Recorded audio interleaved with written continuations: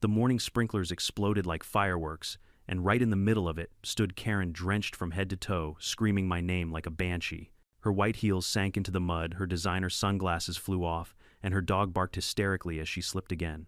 "John, you'll pay for this," she shrieked. From my porch coffee in hand, I simply smiled, because what she didn't realize was that this wasn't an accident. It was the final step in a plan I'd been building for weeks. You see, Karen, the almighty head of our HOA, had spent months cutting across my lawn like it was her private shortcut to the heavens. I warned her, I posted signs, I even reported it. But when she mocked me in front of the whole neighborhood, I decided words weren't enough. That morning, when the sprinklers hit, justice finally bloomed right on my lawn. Before we dive into this crazy HOA showdown, comment your city and local time, and don't forget to subscribe if you love seeing karma in 4 Kelvins. I moved into this neighborhood for peace, a quiet corner of the suburbs where lawns were green, fences were white, and life moved at the speed of birdsong. I worked 20 years as a structural engineer before early retirement. My lawn became my sanctuary, the place where I could breathe, think, and forget that the world outside still spun too fast. But peace never lasts long where there's an HOA. It started small, a single footprint on the edge of my grass one morning. I thought it might have been a mail carrier or a neighbor's kid. I fixed it and brushed it off. The next day, 2 footprints, then tire marks from a small bike. By the end of the week, there was a clear path, a diagonal trail cutting right across my lawn from Karen's driveway to the main sidewalk. Karen lived 2 houses over early 52nds, perfectly ironed blouses, short blonde hair that never moved an inch, even in a hurricane. She was the kind of woman who didn't walk, she paraded. And when she walked across my property, she did it like a runway model on borrowed ground. At first, I approached her politely. "Hey Karen," I said one morning, catching her mid-cross heels stabbing my freshly watered grass. "Do you mind taking the sidewalk instead? The lawn's not meant for foot traffic." She looked at me like I'd just insulted her ancestors. "Oh, John," she said, smiling sweetly, but with that razor edge only Karens possess. "This is community land. The HOA maps clearly show the easement extends through here." "That's not true," I replied calmly. I checked the plat myself. The easement ends at the sidewalk. Her smile turned colder. "Maybe you should read the updated rules." I wrote them myself. That's when I realized who I was dealing with. Karen wasn't just a nosy neighbor, she was the HOA's chairwoman of property aesthetics, which basically meant she believed she owned every blade of grass in this community. Over the next few weeks, she made a point of cutting across my yard every single day, sometimes twice, sometimes with her golden retriever who seemed determined to mark every corner of my lawn as his personal empire. She'd wave mockingly as she passed. "Lovely grass, John. Feels nice under the feet. I tried talking to the HOA board, but they might as well have been her personal fan club," John said. "Mark, the HOA president, during our monthly meeting, we haven't had any formal complaints about property damage." "I sent photos," I said, sliding my phone across the table. There they were, muddy footprints, dog droppings, even a tire track. Mark glanced at the screen for half a second before shrugging. These could be from anyone. Karen, sitting 2 seats over, crossed her arms smugly. Maybe, if John's lawn wasn't such a convenient shortcut, people wouldn't step on it. Laughter rippled across the table. My blood boiled, but I kept my cool. "Fine," I said. "If you won't do anything, I'll handle it myself." Karen leaned forward, eyes glinting. "Oh, I'm sure you will." The next morning, I ordered a private property sign online, bold red letters clear as day. I posted it at the edge of my lawn. The very next day, the sign was gone. Not fallen, not blown over, gone. Replaced by a tiny wooden stake that read, "Community Pathway Access, HOA Authorized." I couldn't believe it. Karen had not only stolen my sign, she'd replaced it with an official-looking fake HOA one. That's when I installed cameras. Not the cheap kind you stick on a window, real weatherproof motion-tracking cameras with night vision. I mounted one near the garage, one by the front porch, and one hidden behind the flower bed facing her route. And just like I expected, the footage was pure gold. There she was every morning at 7:30, marching across my lawn in high heels, her dog trotting behind leash-swinging expression smug.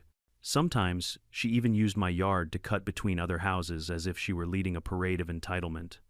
One video captured her stopping right in front of the camera, staring straight into it, then giving a sarcastic wave. "Smile, John," she said. The next week, I confronted her again, this time with evidence. I walked up to her driveway as she was watering her hydrangeas, phone in hand. "Karen," I said evenly, "I have you on video trespassing. You're damaging my property. I'm asking one last time, stop walking across my lawn." She didn't even flinch. Or what you'll call the HOA, I am the HOA. No, I said, holding up my phone, I'll call the county. That got her attention. Her smile vanished for the first time. You wouldn't, she hissed. You'll just embarrass yourself. Maybe, I said. But I'll take that chance. Later that week, I received a letter official. HOA stationary gold seal the works. It read, Notice of violation. You are in breach of Community Policy 14.2, a installation of unauthorized surveillance devices visible from the public view. Fine, $500, I almost laughed out loud. She was fining me for having cameras on my own property. That night, I sat on my porch under the warm hum of the streetlights, sipping coffee, and watching the motion alerts ping my phone. Every single one was her. I could track her pattern down to the minute. And that's when the idea struck me, if she won't respect my words, maybe she'll respect consequences. I started sketching a plan, not out of anger, but precision. It's in my nature as an engineer to solve problems logically, and Karen was just another design flaw in my peaceful blueprint. I studied the sprinkler layout, 12 heads controlled by a smart hub I could reprogram. I added new motion sensors tuned to activate only between 6:30 and 8:00 a.m. Karen's shortcut hours. It wasn't vandalism. It wasn't violence. It was simply physics meeting karma. But I wasn't done. I also placed subtle flags to mark where she stepped most often, a perfect diagonal path between my mailbox and her driveway. I watered heavily that night, making sure the soil was soft, the grass slick, and the sprinklers ready. As I went to bed, I could already imagine the sound, the hiss of water, the squeal of surprise, the scream of a woman realizing her power had limits. The next morning, I woke early. Coffee in hand, camera feeds open. 7:28. Motion detected. There she was, right on time. She stepped onto the grass with her usual smirk, and 2 seconds later the sprinklers erupted. Water blasted from every direction, drenching her instantly. She shrieked, spinning around in disbelief, clutching her phone as her dog barked in chaos. The look on her face, pure outrage mixed with disbelief. I nearly spilled my coffee laughing. Of course, I knew this wouldn't be the end. Karen never went down quietly.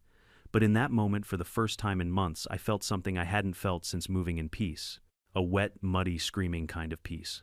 The next morning, I woke up to the sound of furious, knocking, not a polite knock, but the kind that says, I'm here to start a war. When I opened the door there, she was Karen, hair still damp, eyes blazing, HOA folder clutched under one arm like a holy book of vengeance. John, she snapped, you've crossed a line. I raised an eyebrow. You mean the same line you've been walking across every morning? Her jaw tightened. You're harassing me. That sprinkler stunt was targeted, malicious, and on my property, I interrupted calmly, sipping my coffee, triggered by motion sensors. Totally legal. Karen's face turned crimson. I'm filing a harassment claim with the HOA board. And your cameras, she pointed toward my porch, those are a violation of privacy laws. I smiled. Only if you're inside my house, Karen, which last I checked you're not. She stomped off, muttering something about ungrateful residents and disciplinary action. I didn't take her seriously. But 2 days later, a crisp envelope arrived in my mailbox, stamped with the HOA seal. Notice of violation. You are hereby fined $500 for unauthorized surveillance equipment visible from the street. I laughed. Out loud. The irony was almost poetic. The woman who trespassed on my lawn daily was now fining me for protecting it. I refused to pay, of course. Instead, I attended the next HOA meeting in person. The meeting was held in the community clubhouse, a pristine room filled with plastic plants and passive-aggressive energy. The board sat at a long table with Karen at the center like a queen on her throne. Around her were Mark, the HOA president, Diane, the treasurer, who agreed with whatever Karen said, and about 10 board residents pretending to care. As I walked in, Karen smirked. Ah, Mr. Miller, we were just discussing your behavioral issues. Perfect timing, I said. Let's discuss yours. I connected my phone to the projector, and before anyone could stop me, played the footage. There she was, Karen marching across my lawn, dog in tow, ignoring the signs, sometimes even stopping to pick flowers from my garden. A few residents gasped. Someone chuckled. One man muttered, "Classic Karen." Karen shot up from her seat. That's taken out of context. I was inspecting the condition of community property. Community property, I repeated, because if that's true, I guess I should start parking my truck in your flower bed. Mark tried to intervene, his voice weak. Let's keep this civil, folks. Civil, I said, turning toward him. She's been trespassing for months. She ignored my warnings, stole my sign, and now she's trying to fine me for recording proof. Karen slammed her folder shut. You can't talk to me like that. I represent this community. I stepped closer, lowering my voice just enough for everyone to hear. No, Karen. You represent yourself and your ego. For a moment, silence filled the room. Then a slow, sarcastic clap came from the back. It was Tom, my next-door neighbor, a retired cop with a wicked sense of humor. Finally, he said loudly. Somebody told her. The room broke into nervous laughter. Karen's face burned red. She grabbed her folder and stormed out, slamming the door behind her. After the meeting, a few neighbors approached me quietly. "Good job, John," one woman said. "We're tired of her power trips." Another added, "She fined me for having a blue mailbox flag, said it didn't match the community color scheme." I realized then Karen's reign of terror wasn't just my problem. She'd been policing everyone: grass, height, garage doors, even trash can placement. The HOA wasn't a board. It was her personal fiefdom. That night I sat on my porch again thinking. I had won a small battle, but Karen wasn't the type to let things go. I needed to prepare for her next move. It didn't take long. 2 days later, I came home to find a bright orange notice taped to my door. Mandatory inspection. Notice: HOA inspectors will evaluate your property for compliance with community standards. Non-compliance may result in penalties. And who was leading the inspection team? You guessed it, Karen. She showed up that Saturday morning with 2 board members and a clipboard. I watched from the porch as she inspected my fence with exaggerated frowns, measured my mailbox post, and even crouched to check the spacing between paving stones. "Your lawn looks uneven," she said at last. "We might have to require you to resod it." I smiled. "Maybe because people keep walking across it." She ignored me, scribbling on her clipboard like a courtroom stenographer. "You'll receive an official notice soon." I leaned forward. "Karen, do you ever get tired of this, of pretending you're running a kingdom?" She stood up, straight, lips tight. "Rules are what keep this community beautiful." "Funny," I said, "because from where I'm standing, they just make it miserable." Her expression didn't change, but I saw something flicker in her eyes, not guilt, but fear of losing control. That night, I went through my camera footage again. Something strange caught my eye. Karen had started cutting across my yard after dark. Around 9 p.m., her flashlight beam glided over my grass like a ghostly searchlight. Sometimes she'd pause, look toward the cameras, then hurry away. What was she doing? Checking if the sprinklers were still active, looking for another excuse to find me. Whatever it was, I knew one thing: she couldn't resist that lawn. It was like an itch she couldn't stop scratching. So I adjusted my plan. I reprogrammed the sprinklers to detect both movement and heat signatures. That way they'd trigger even at night. I also fine-tuned the water pressure strong enough to shock, not enough to injure. The next evening I sat in my living room with the camera feed open on my laptop. 9:07 p.m., there she was. Dressed in a pale pink tracksuit, flashlight in hand, tiptoeing across my grass like she was sneaking into Fort Knox. The moment her foot crossed the sensor line, psh, jets of water blasted up from the ground like mini geysers. She screamed, slipped, and went down hard. Her flashlight spun into the air, landing with a thud. I couldn't help it. I laughed so hard I nearly dropped my coffee. She scrambled up, soaked and furious, waving her flashlight like a sword. "You'll pay for this, Miller." I muted the microphone so she couldn't hear me laughing through the speakers. The next day I got another letter. This time it was hand-delivered. Final notice. Continued acts of aggression and sabotage toward HOA members will result in legal action. Aggression, sabotage. I hadn't even left my house. That was when I realized I wasn't dealing with a normal neighbor. I was dealing with someone addicted to control. Every rule, every fine, every confrontation gave her power, and the only way to beat someone like that was to take that power away. So I stopped arguing, stopped reacting. I let her think she'd won. I ignored the fines, the threats, even the smug waves as she passed. But behind the scenes, I was setting up something far more satisfying than a sprinkler prank, something she'd never see coming. And this time, I wouldn't need water. The morning the sprinkler show went live, the neighborhood felt like a set piece in a dark comedy, and I had the front row seat. I woke early, as I always do, more out of habit than need. There's a certain calm in the half-light before the street wakes up, a soft hum of distant traffic, a few birds arguing over territory, the smell of coffee drifting from a neighbor's kitchen. I made coffee, pulled my laptop onto the porch, and opened the camera feeds like a bored general checking his scouts. I'd spent days calibrating those sprinklers. It was not a slapdash prank. It was an engineering problem with one very satisfying solution. 12 sprinkler heads carefully phased so water would intersect in a grid. motion sensors tuned only to pedestrian footsteps crossing a narrow set of invisible trip lines, a central controller set to a pressure that would douse and humiliate, not injure. I'd tested it on a stuffed lawn chair and a few spare shoes in the dark, adjusting angles and timing until the pattern looked like a choreographed fountain. At 7:27 a.m., the first motion alert pinged my phone.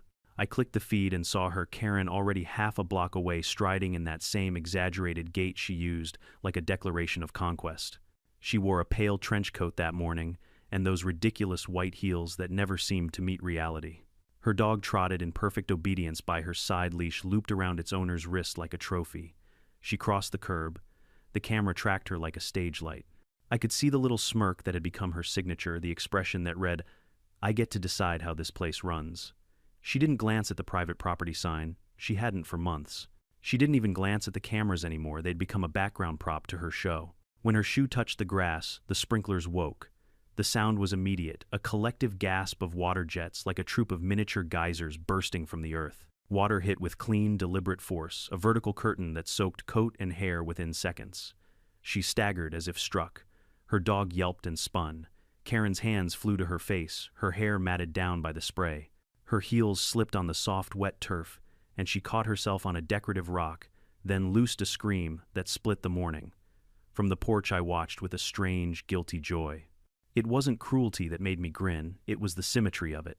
Here was a woman who had walked across my life like she was owed it, and nature, helped by a little human ingenuity, had reminded her that property lines exist for a reason. Karen spun like a tornado trying to find the culprit. She looked straight at the house as if I was going to throw open the door, wagging finger at her.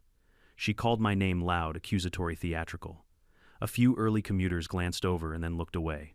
I could see the anger in her eyes, a dangerous bright red that meant she was recalculating. She fled toward the sidewalk, stamping at her shoes and shivering. Her designer sunglasses lay in the grass, a casualty of the chaos. A neighbor across the street stuck his head out, leaned on his mailbox and chuckled. Another man jogged past, slowing just long enough to give me a thumbs up. Little ripples of amusement spread like conspiratorial poppies. I felt oddly vindicated. Minutes later, the HOA hotline started ringing. Karen called the board. I knew because my phone pinged multiple people, forwarded screenshots, short messages, the universal social proof. "Did you see her? Oh my God, he got her good." A flurry of reactions, most of them on my side. I didn't post anything. I didn't have to.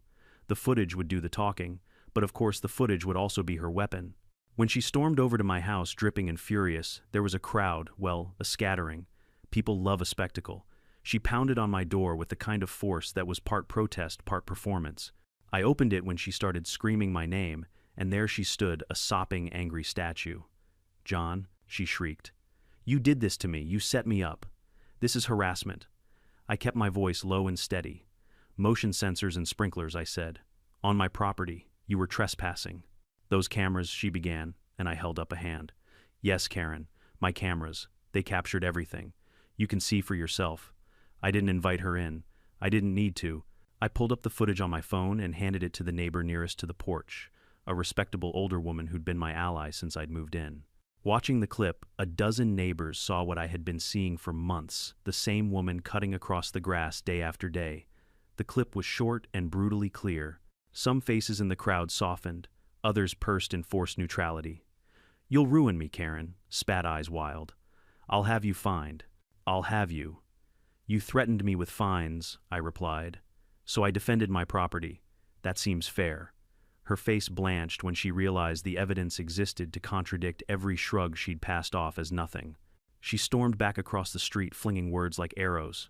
I watched her climb into her SUV, still dripping, still red-faced, and I watched as she drove off, ornamental rage retreating into the inside of a car. For a day or two, the neighborhood hummed like a hive. People whispered in the mailroom. The HOA board predictably sent a formal email: "Please resolve neighbor disputes amicably. Refrain from installing equipment visible from public view." Translation: Karen had pulled strings. The board was still implicitly invested in her version of order. But under the glossy sentences of that email, a different reality was seeping in, proof now visible that her behavior wasn't an isolated eccentricity. It was pattern, and patterns are hard to defend once they're recorded. Predictably, Karen retaliated. She filed a harassment complaint against me, with the board claiming the sprinkler activation was a targeted attack meant to humiliate. The board, thin-lipped and vague, scheduled a meeting to mediate. I attended with my phone, my receipts for the sprinkler system, and the camera footage neatly time-stamped. I wanted them to see what I saw. At the meeting, she stood in front of the board like an accuser who'd already written the verdict. Her speech was all righteous indignation. "This property owner assaulted me," she declared, delivered with a voice that trembled from anger, not sadness. I played the footage. No one could dispute the clip-clear violation, clear trespass, clear payback. The board avoided condemning her publicly. They couched their language in the neutral, bureaucratic terms that act as a balm for community outrage. Both parties are reminded to act in good faith, read the minutes. It was a draw on paper, but in the street something had shifted. People began to talk more openly about rules Karen had enforced with a heavy hand, petty fines, arbitrary mandates, the thud of authority used to shame and humiliate. She had been the executive arm of an HOA that never questioned itself, and now she looked less like an enforcer and more like a bully in a cardigan. And that scared her. Bullies are most dangerous when cornered because they lash out, not because they change. I knew she'd retaliate, escalate, try to find a way to make me pay. That's what made my next moves delicate. I wanted a result that would close the matter, not one that would drag on into legal wrangling and neighborhood fission. So I did what I always do when faced with a complicated design problem. I iterated. The sprinklers had been a message boundaries matter. They had also exposed the crowd's appetite for a little poetic justice. But they were by design temporary. Wet clothes dry, humiliation fades. If I wanted a stronger, cleaner finish, one that would force a structural change in how this HOA operated, I'd need evidence on a larger scale and a move she couldn't hide behind a badge of petty authority. I began sketching in my head, and on the back of a receipt, a plan that layered proof, community support, and a trap that would highlight the deeper problem: her misuse of HOA privilege. The sprinkler was just the first act. The next act would make people look beyond the day's drama and into the pattern beneath it. But first I let the water settle. People would talk. Karen would seethe. And in the quiet after the storm, I'd prepare the next step with the patience of someone who knows how to wait for structure to fail on its own terms. I knew it was coming.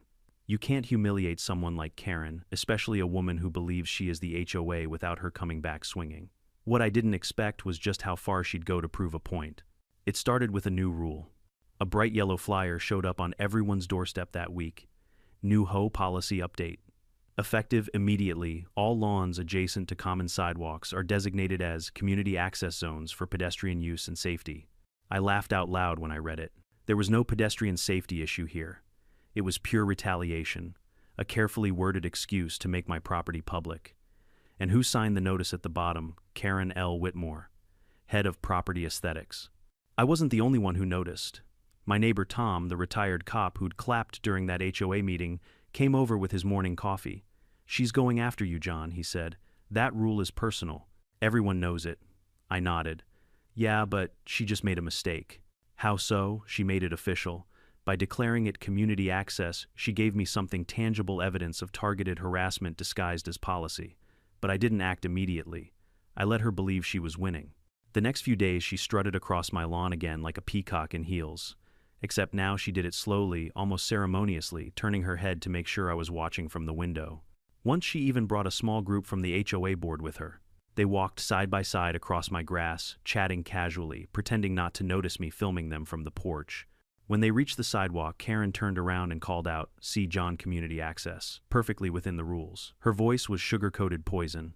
The board members laughed awkwardly, clearly aware of the tension but too afraid to contradict her. I didn't respond. I just smiled and waved. That silence must have driven her crazy, because the next day she took it further.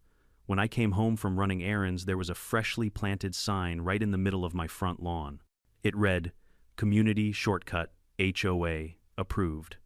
I stood there for a good 30 seconds, stunned, then burst out laughing. She had actually done it. She'd planted a fake public pathway sign in my yard without my consent.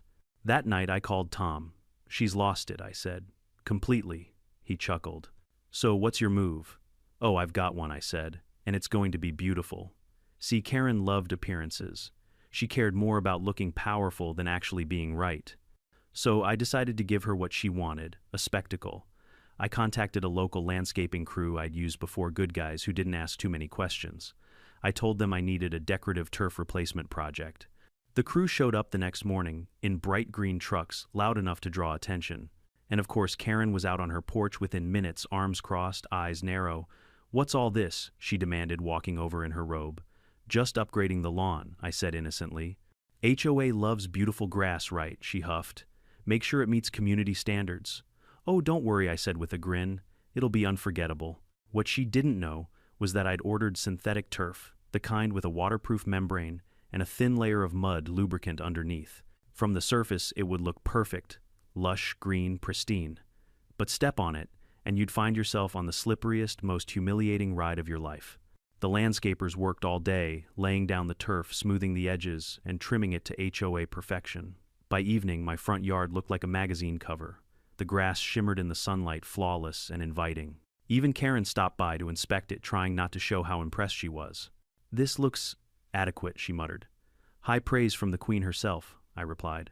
Once she left, I installed a small motion camera disguised as a garden light.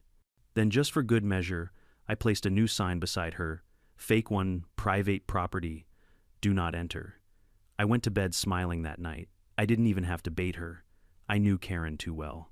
Her ego would do the job for me. And sure enough, the next morning delivered more entertainment than a Netflix subscription. At exactly 8:02 a.m., Karen reappeared, this time wearing a floral dress and wedge sandals, phone in hand. She was talking to someone on speaker. I told him he can't tell me where to walk. HOA rules are clear.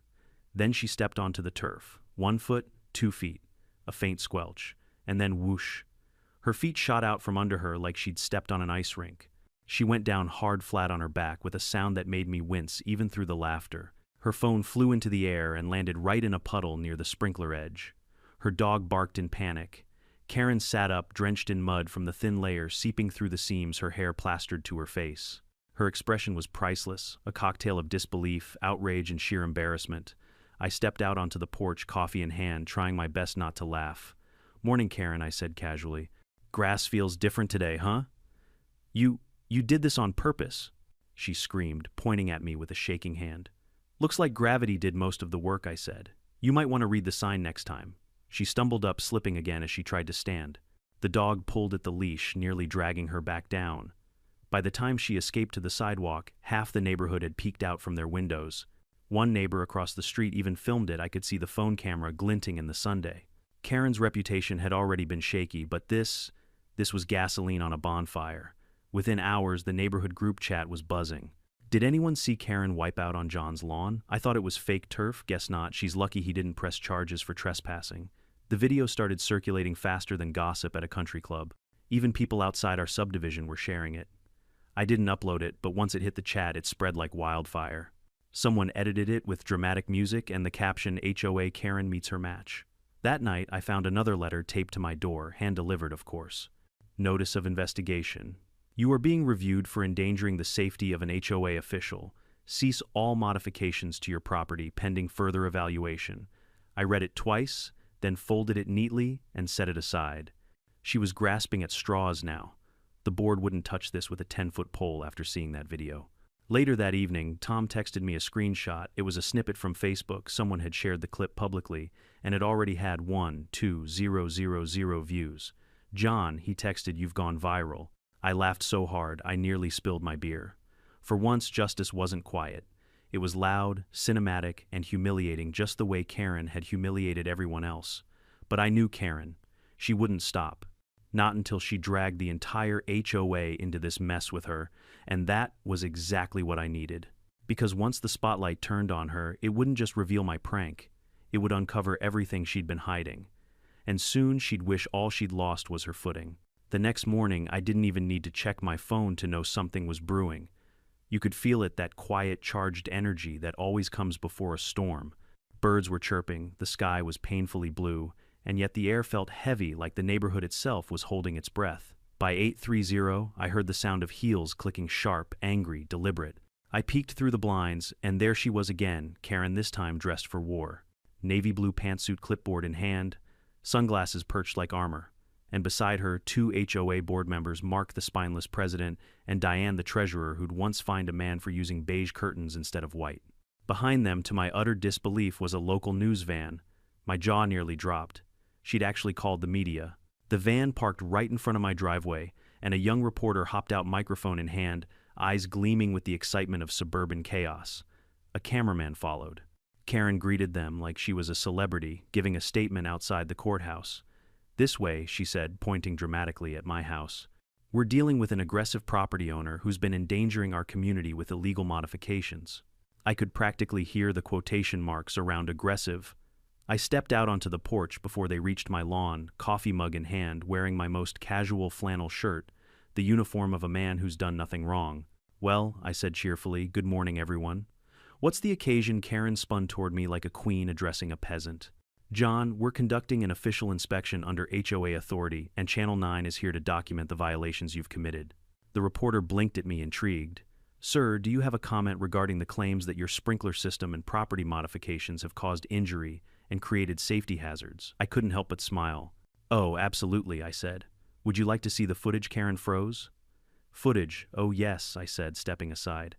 "You see, my property has full surveillance, which as far as I know is perfectly legal under state law. You'll find the real story, much more." "Slippery." Her jaw tightened. "Don't listen to him, he's manipulating," but the reporter was already intrigued. "Can we see the video?" "Of course." I led them to the porch, pulled up the camera feed on my tablet, and played the clip Karen stepping onto the turf, slipping, falling, flailing like a cartoon character while shouting my name. The reporter tried and failed to hide her grin. The cameraman actually snorted. Karen lunged forward, snatching the tablet from my hands. "You can't show that." "Oh, but you just did," I said coolly. "On live television." Because yes, I had noticed the little red light on the camera. The feed was already rolling. Karen realized it too, and for the first time, her confidence cracked. "Turn that off," she barked at the cameraman. "This isn't authorized." The reporter stepped back, professional but barely containing her amusement. "Ma'am, you called us here for transparency. The viewers are entitled to context." I swear, I saw Mark, the HOA president, shrink an inch right there on the spot. He mumbled, "Maybe we should reschedule this inspection." But Karen wasn't done. "This man has waged psychological warfare against me," she shouted, pointing at me like an old-time preacher condemning sin. "He installed traps. He's weaponized his property." I took a slow sip of coffee. "Karen, all I did was protect my own yard. The only weapon here was your arrogance." The silence that followed was glorious. Even Diane looked away, embarrassed. And then it happened.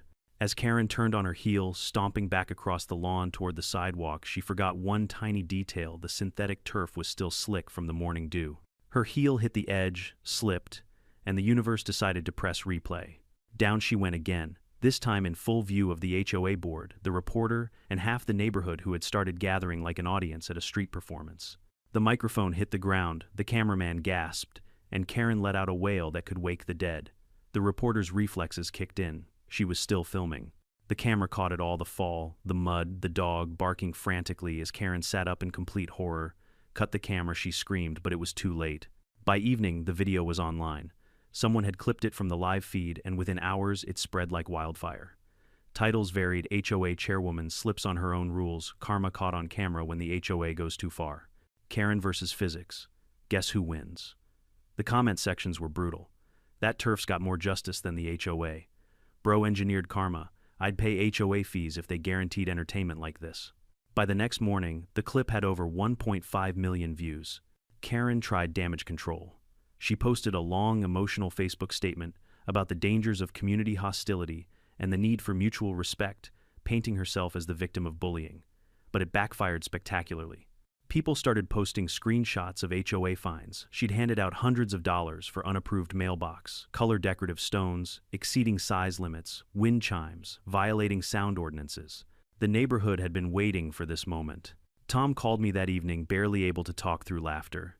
"John, she's toast," he said, half the boards turning on her. "Mark's calling an emergency meeting." "Good," I said.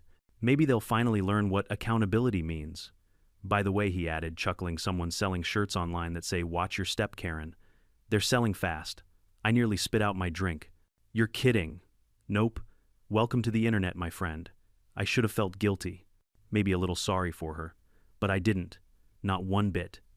Because for months, she'd used her position to bully, humiliate, and control everyone around her.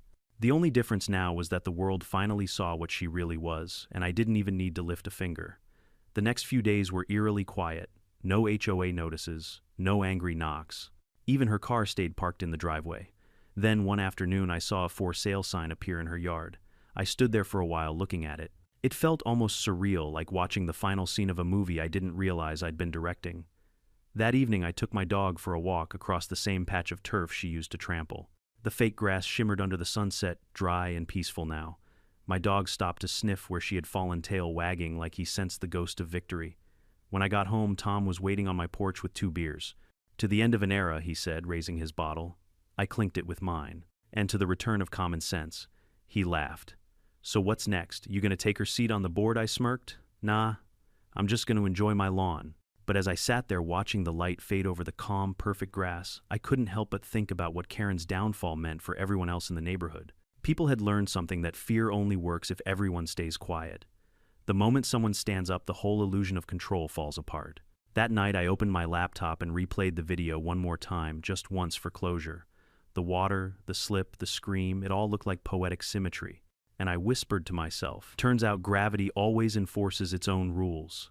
You can always tell when a regime is crumbling, not because the leader admits defeat, but because their followers start pretending they never supported them in the first place.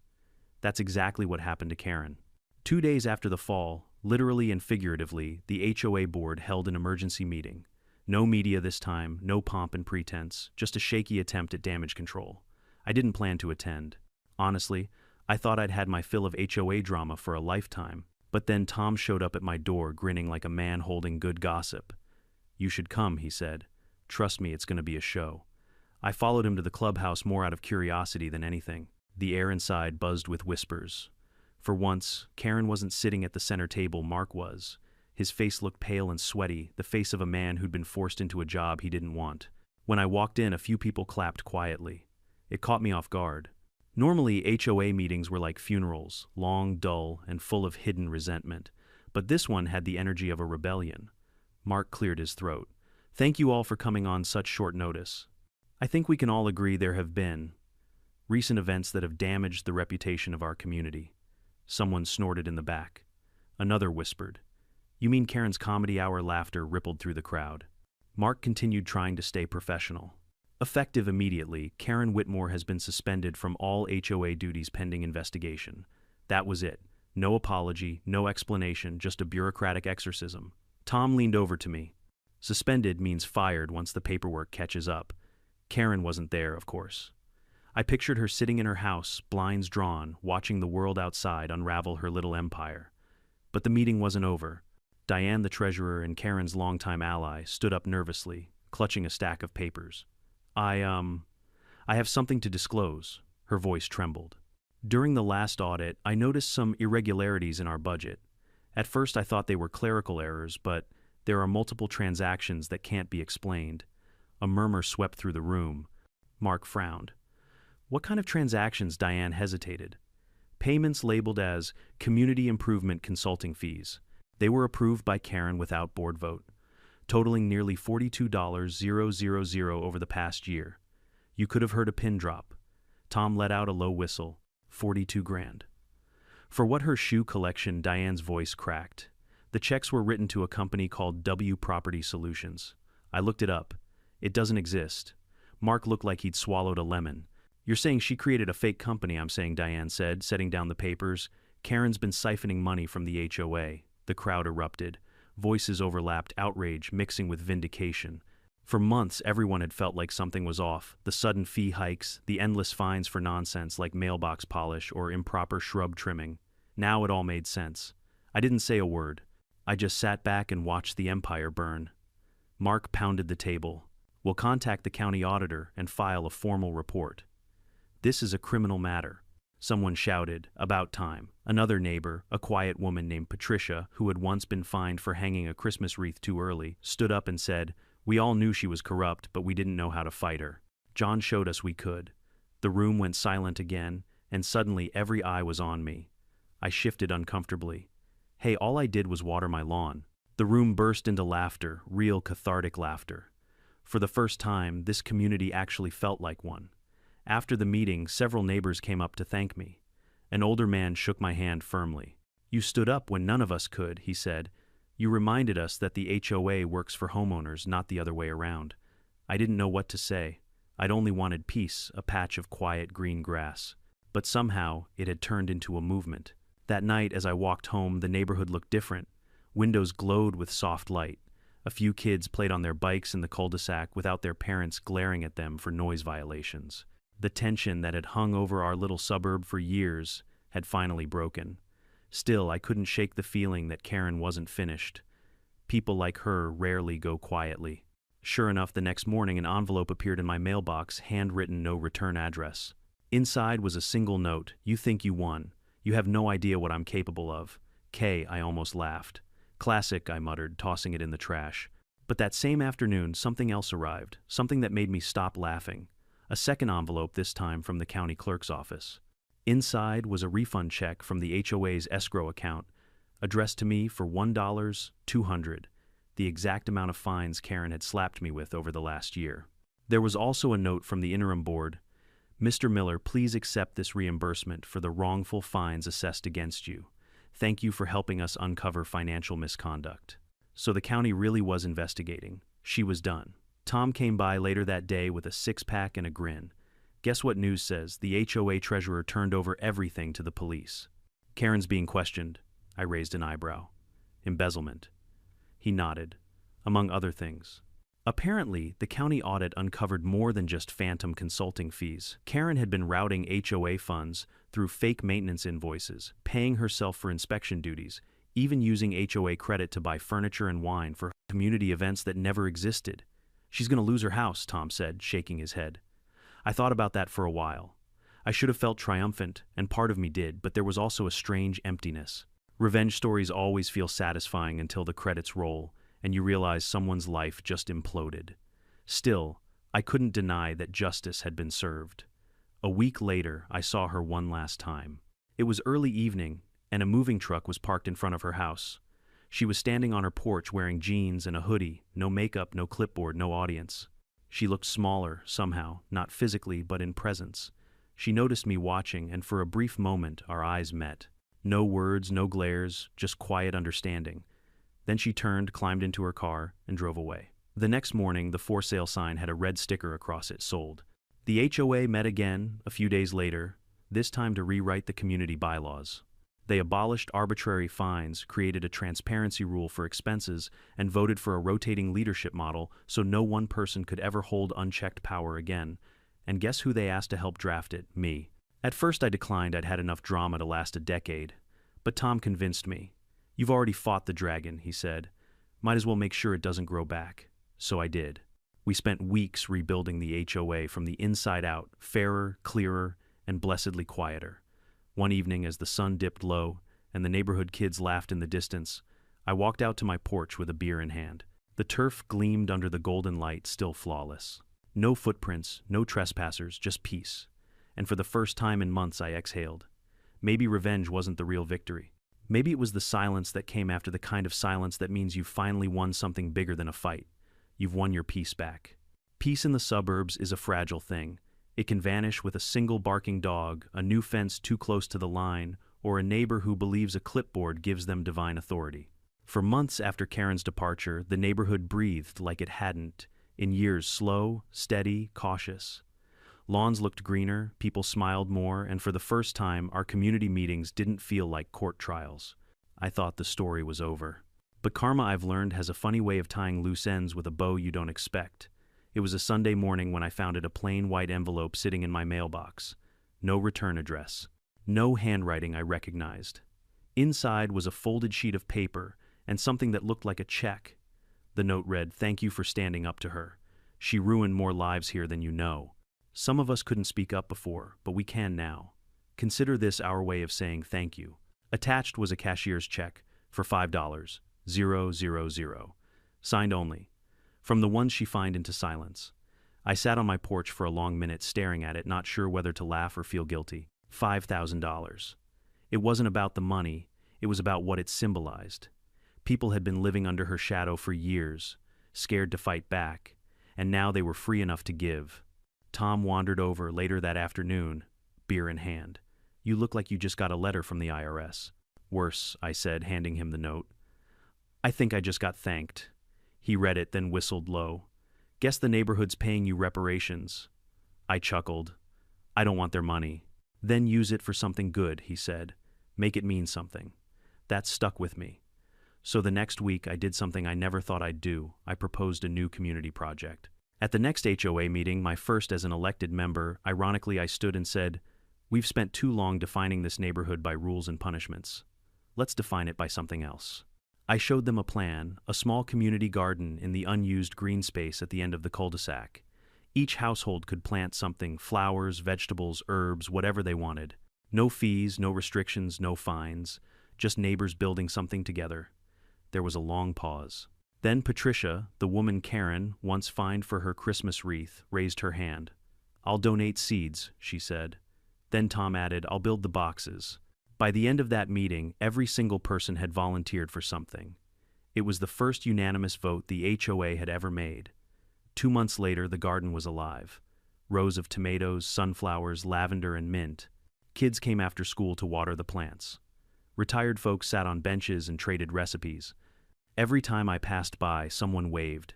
There was laughter instead of tension, and in some quiet, poetic way, Karen's downfall had planted the first seed of that peace. But the twist, the real twist, came a few weeks later. I was sorting mail one morning when I noticed an unfamiliar name on the house 2 doors down. The for sale sign in front of Karen's old place had been replaced with "Welcome Home." That evening, a moving truck arrived, and out stepped a woman in her mid-40s, tall brunette, wearing jeans and a t-shirt that said, "HOAs making simple things complicated since forever." I couldn't help but laugh. As she unloaded boxes, I walked over to introduce myself. "Hey there, welcome to the neighborhood," I said. "I'm John." She smiled, wiping her hands. "Nice to meet you, John. I'm actually kind of familiar with this place. My sister used to live here." My stomach dropped. "Your sister?" She nodded. "Karen Whitmore." I figured I'd clean up what she left behind.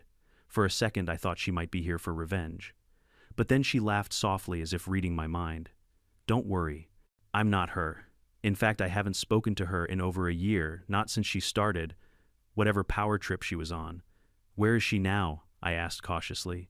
"She moved to Arizona," the woman said, smiling sadly. "Bought a house in one of those communities without HOAs. Guess she finally learned her lesson."